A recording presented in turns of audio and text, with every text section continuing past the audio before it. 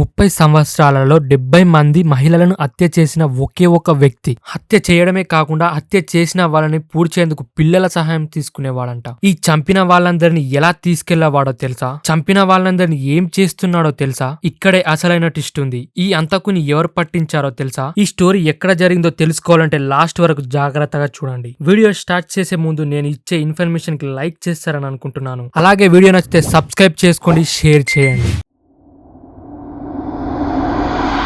అమెరికాలోని Iowa Jeffrey డహ్మెర్, Ted బండీ వంటి నరహంతకులకు పోటీగా మరో హర్రర్ స్టోరీ వెలుగులోకి వచ్చింది. తన తండ్రి 30 ఏళ్లలో సుమారు 70 మంది మహిళలను హత్య చేసినట్లు ఒక మహిళ వెల్లడించడం సంచలనంగా మారింది. ఆ మహిళల మృతదేహాలను పూడ్చిపెట్టేందుకు తాను తన సోదరులను సహాయపడేవారమని లూజీ స్టడీ అనే మహిళ న్యూస్ వీక్ ఇంటర్వ్యూలో చెప్పింది. ఆ మృతదేహాలను ఎక్కడ పాతిపెట్టారో తనకు తెలుసునని చెప్పటం గమనార్హం. ఈ క్రమంలో ఆమె తెలిపిన ప్రాంతాల్లో పోలీసులు శునకాలు, మానవ అవశేషాలను గుర్తించినట్లు న్యూస్ వీక్ పేర్కొంది. నిందితుడు డొనాల్డ్ డిన్ స్టడీ 75 ఏళ్ల వయసులో 2013లో మరణించాడు. తాజాగా ఆ కిరాతకుడు చేసిన హత్యలపై అతడు కూతురు బయటపెట్టడం సంచలనంగా మారింది. మహిళలను హత్య చేసిన వాటిని సమీపంలోని బావి, కొండ ప్రాంతాల్లోకి తీసుకెళ్లేందుకు తన పిల్లల సహాయం తీసుకునేవాడు. మృతదేహాలను తీసుకెళ్లేందుకు తాము తోపుడు బండి లేదా టొబోగాన్లను ఉపయోగించేవారని నిందితుడి కూతురు వెల్లడించింది.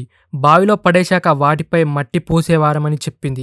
ఆమె తెలిపిన వివరాల ప్రకారం చాలా మంది బాధితులను సమీపంలోని 100 అడుగుల లోతైన బావిలో పడేశారు. వారికి ఉన్న బంగారం, దంతాలను ట్రోఫీల వలె భావించి వాటిని తన తండ్రి దాచుకునేవారని చెప్పింది మహిళ. లూజీ స్టడీ తన తండ్రిపై ఆరోపణలు చేసిన క్రమంలో పోలీసులు రంగంలోకి దిగి దర్యాప్తు చేపట్టారు.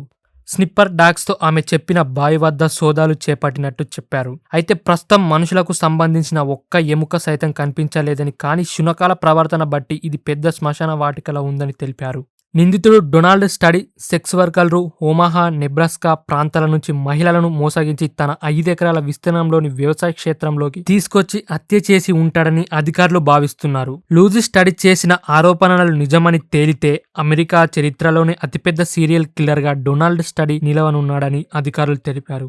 జెఫ్రీ డహ్మెర్ 17 మందిని హత్య చేశాడు. అలాగే టెడ్ బండీ అనే కిరాతకుడు 36 మందిని పొట్టనబెట్టుకున్నాడు. మరోవైపు బావిలో పడేసిన బాధితులందరినీ తీసి సరైన రీతిలో తిరిగి అంత్యక్రియలు నిర్వహించాలనే కారణంగానే తను ఈ విషయాలను బయట పెట్టినట్లు చెప్పింది లూజీ స్టడీ. ఫ్రెండ్స్, ఈ స్టోరీ అక్టోబర్ 26, 2022లో జరిగిన స్టోరీ ఇది. నేను ఇచ్చిన ఇన్ఫర్మేషన్ కి లైక్ చేసి సబ్స్క్రైబ్ చేసుకుంటారని అనుకుంటున్నాను. Thank you.